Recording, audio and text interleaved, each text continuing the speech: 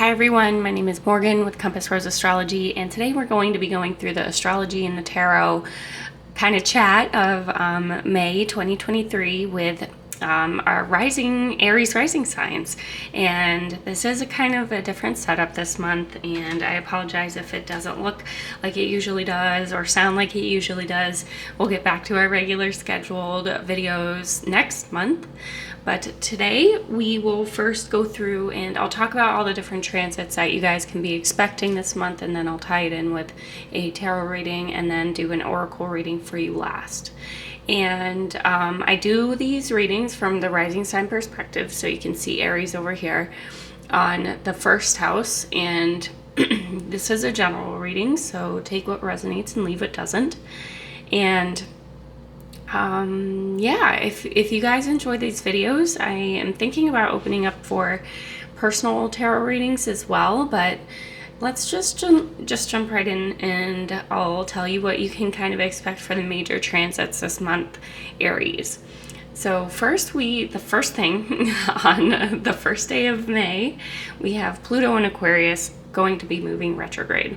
And that's pretty big because it's going to be moving back into Capricorn on June 12th. So for the whole month of May, it will be going retrograde in Aquarius and moving back into Capricorn. So we're going to be experiencing a lot of the same kind of like resets back to what we've been feeling for the past several years while Pluto was in Capricorn. So, and Pluto is going to be moving between those two signs for a good while until it finally moves into Aquarius permanently for 20 years. Permanently. At least for the next 20 years. And then after that, we have a full moon lunar eclipse in Scorpio, and that's going to be happening in your 8th house. And what that means is that a lot of like maybe karmic debts, a lot of inheritance, like things you inherit, not just like physical things, but also like mentalities, experiences, traits,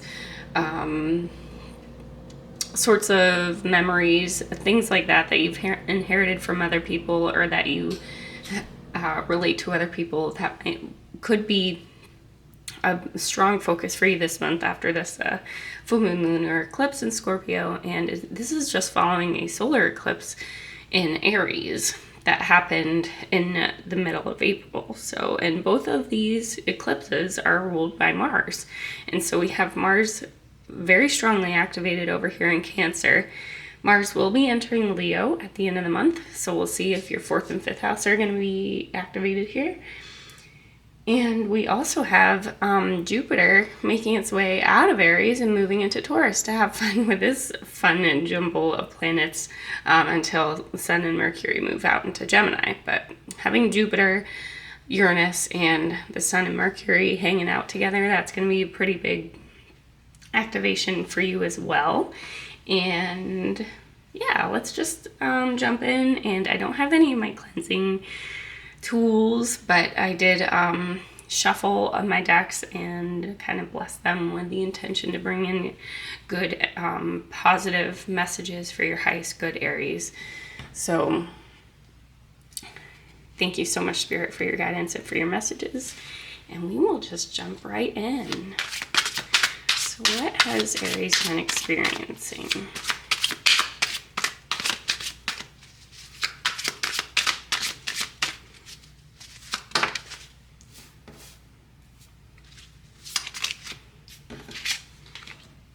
Here, let me just move that a little more out of the way. And what else has Aries been experiencing? Okay.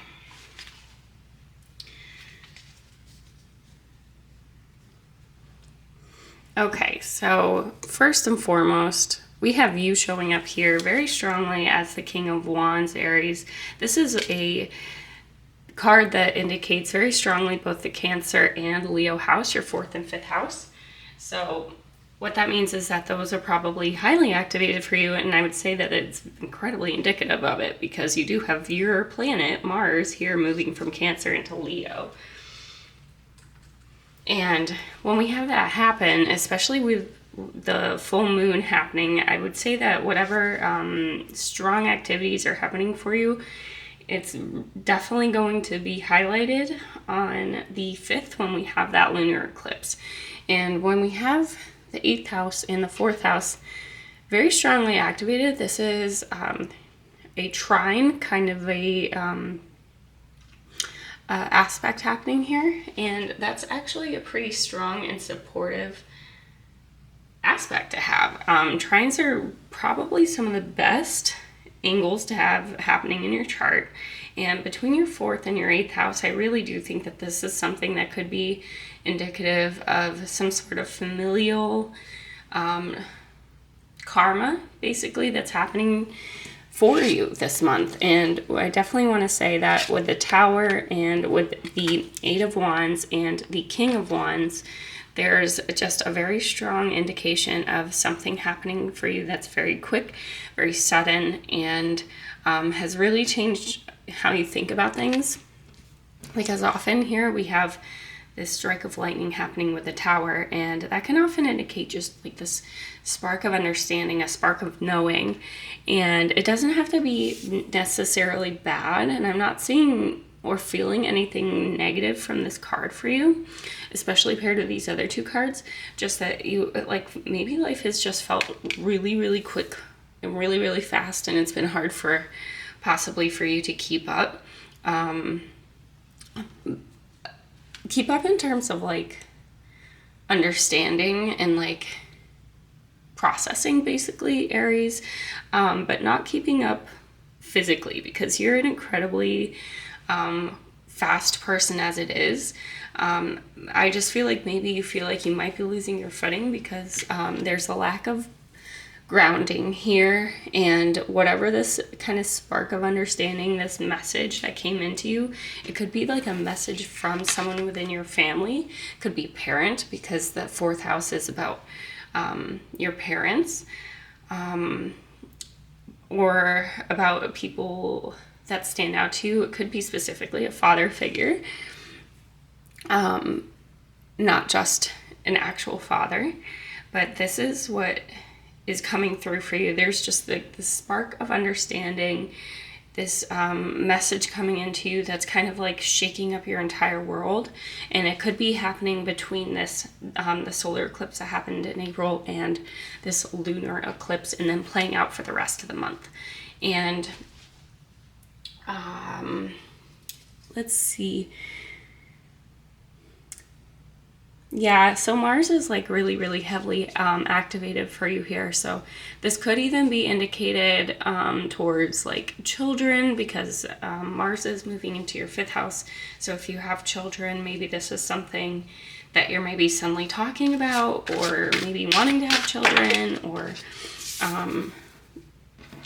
finally thinking about having children, or someone's trying to push you to have children, or something like that. Let's see. Okay. Wow, that's amazing. So this is what you're currently going through right now, Aries. So we have the Magician, we have the 10 of Cups, we have the Knight of Cups, and we have the World card. So bookended by 2 major arcana sitting right underneath another major arcana is amazing. And I really love seeing this for you. So yeah, and like, okay, so Cancer is incredibly highlighted for you right now. So what I'm seeing here is that this is incredibly personal to you. There's not a lot happening in regards to, and let me see if I can like say this correctly. There's not a lot happening here to other people. There's a lot happening very, very personally to you, because sometimes there are placements in the birth chart that can indicate other people going through these experiences, but this is incredibly personal to you. And when you go through that moment of like having everything in your life kind of shaken up and feeling like you lost your footing, there's just like a lack of support and foundation happening to you. Aries, I'm seeing that this doesn't stop you in the slightest.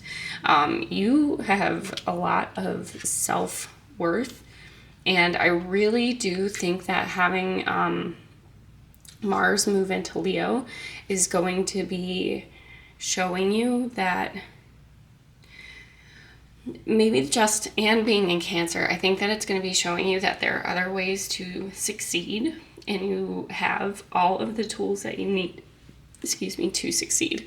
And I really do think that this is showing that you are going to be approaching this new situation in your life with a kind of quiet calm that really might not be how you usually approach situations like this, but you're embodying this King of Wands in this Knight of Cups kind of energy, which is like this compassionate and brave and courageous energy that doesn't have to necessarily be communicated through words. Like, you're showing through your actions and through your presence, just being around people, that you have grown. Maybe you've grown farther than other people in your life. You've matured a lot more. I really do think that this whole journey has been for you, and a way to maybe like kind of get away from these like really detrimental karmas that have been maybe stuck in your family for a really long time. And this is really indicated by the World and by this Ten of Cups card. So there's just this like breaking of the bonds here that really allow you to step forward into your own and get through some really ancient chains that have like had their way with like around like maybe people in your family, people you know. This could even be cycles that you just personally go through in your life. Like perhaps, just as an example, maybe, let's see. Maybe, and this is just as an example because we're using the 8th house and the 4th house as our inspiration here. So perhaps there was this air of like expecting some sort of support from some people in your life, and getting angry about it. Maybe there could have been just some way about having a lot of resentment maybe towards people that didn't support you and weren't there for you in the way that you needed them to be. And here you are kind of breaking through that and realizing that, you know, you don't need them to be there for you, or maybe you understand that maybe they are showing their support for you in a different way. It might not be the way that you need them to be showing their support, but you understand that they're trying, and maybe you can find support in other ways from other people, or even within yourself. I do have this sense with this little crab here on the Knight of Cups that there might be this tendency to you right now to really want to shut off and kind of self-isolate, but and maybe that's something even you did in the past. But then coupled with this 10 of Cups, I see that you're not allowing other people who disappoint you to dictate how you continue forward. And there's just like this really wonderful kind of like cycle of reemergence happening here for you, Aries. And you might even feel like you're going into this whole new chapter of your life. And it's just kind of bringing forward this whole new aspect to you that maybe you didn't know existed and that you weren't sure that you could embody that. But this is really wonderful. Let's see what else can Aries expect coming up. Ooh. Okay, wow. More major arcana here for you. So you're definitely going through this really life-changing experience. So we have the Queen of Pentacles, we have the 7 of Wands, we have the Death card, and we have the Princess of Cups, the Page of Cups. And what this means to me is that I think you, let's see, so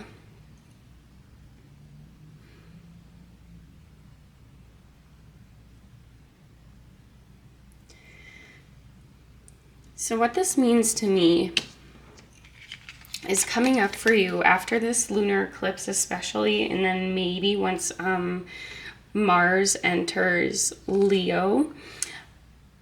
And let's see.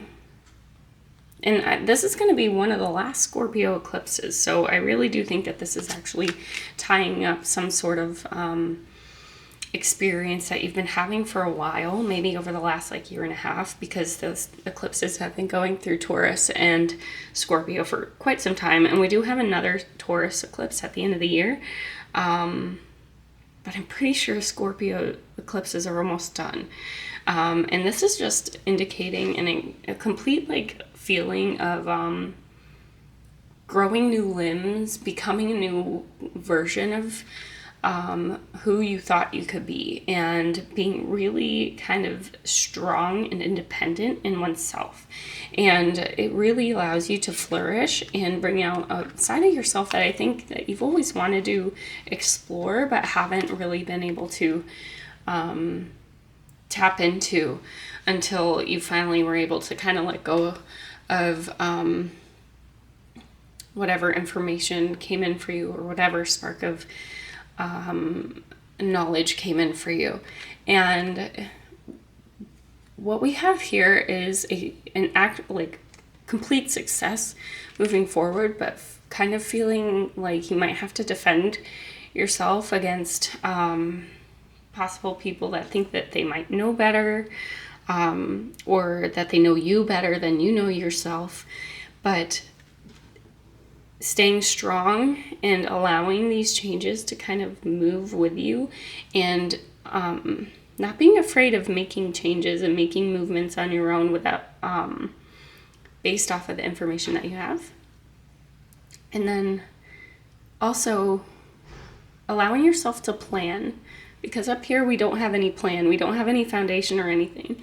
And so I think coming up you might have to kind of go a little bit more within, because the Queen of Pentacles is a very kind of introspective, slow-moving person, which in all honesty, Aries, isn't the first inclination that fire signs want to do, is like just sit and wait and plan.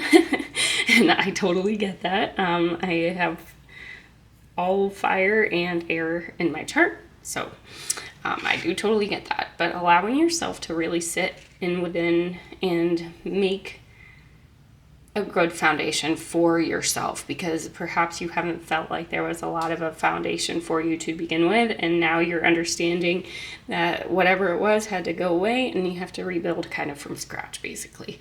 But it's going to be successful, and it's also going to bring in a lot of love and compassion and the emotional support that you really, really need, especially with this Princess of Cups, this Page of Cups.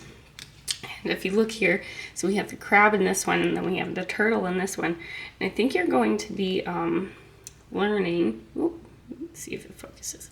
Yeah, I think you're going to be learning that it's okay to have that shell, it's okay to have that boundary, but it's also important to not self-isolate and to be proud of who you are, even if it's a little different than what you expected. And I see that with that swan up there. So let me see if I can finish out with an oracle card for you. What last message does Spirit have for Aries?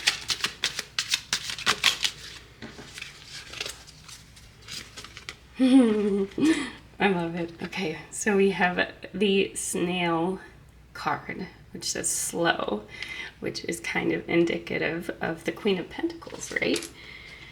So let me just read to you from the book, because I don't want to miss what Spirit is trying to convey to you. So, and this is the Winterseer Animal Companion deck, by the way. And the keywords for this card are slow, steadiness, protection, industry, the subconscious, dreams, and inspiration. We say that someone slow is moving at a snail's pace and refer to the post as snail mail. The snail is used metaphorically to refer to action without haste and is often associated with laziness. Despite their association with indolence, any gardener can attest that snails are industrious little creatures who can quickly decimate any vegetable patch. The evidence of their nightly efforts can be seen in the slime trails they leave, elaborate maps of their often surprising travels. These trails are seen by some as having divinatory potential. Indeed, the snail is associated in many ways with the subconscious and the unseen realm. The spiral of their shell is a symbol of the great cycle of life, death, and rebirth, and it connects this creature to the divine feminine and the moon. Oh, my gosh. Okay, I don't want to interrupt, but what were we saying about this eclipse? It's wild. Snails move at night and close to the ground through the understory of the world. The snail reminds us to take our time. In general, haste does not lead to efficiency or excellence. Many adages reinforce this principle. For example, the Special Forces slogan, slow is smooth is fast. The snail encourages us to pay close attention to details and to attend to the small and hidden parts of things. The industry and pace of the snail is an apt metaphor for getting things done at a slow and steady pace. The snail, with its spiral shell and nocturnal habits, is an emissary of the night and the subconscious. They remind us of the value of intuition, dreams, and creativity.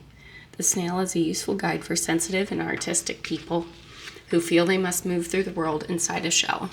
The snail reminds you that it is okay to protect your spiritual and artistic gifts and to shield your sensitive nature from the harsh elements of public scrutiny or social interaction. The same attributes that make you vulnerable can often be your greatest strengths. Your sensitivity and intuition can be a great source of inspiration and can give your life value and meaning. Don't let yourself be rushed into things or pressured to participate in ways that are at odds with your nature. Remember that the snail travels at night when the elements are aligned with its nature. In the harsh light of the sun, snails would quickly die without their shells. Find ways to align your movements in the outside world with your innate nature. For example, if you are an introvert who is taxed by social interactions, find work that is not public-facing. It is entirely possible to move steadily towards your goals without abandoning your shell. Take inspiration from the snail, who stays close to the ground and travels in the cool damp of night. Align your goals with your gifts, and your world will be your oyster or vegetable garden. Oh, I love that, Aries. I think that's a really beautiful reading for you and really sums up a lot of what we were talking about. So, thank you so much for being here. I would love to hear if you have any anecdotes or any fun stories to tell that relate to the astrology or the tarot. And I greatly look forward to seeing you in the next video. Thank you again so much for being here, and I really appreciate it. Really appreciate you too. Bye.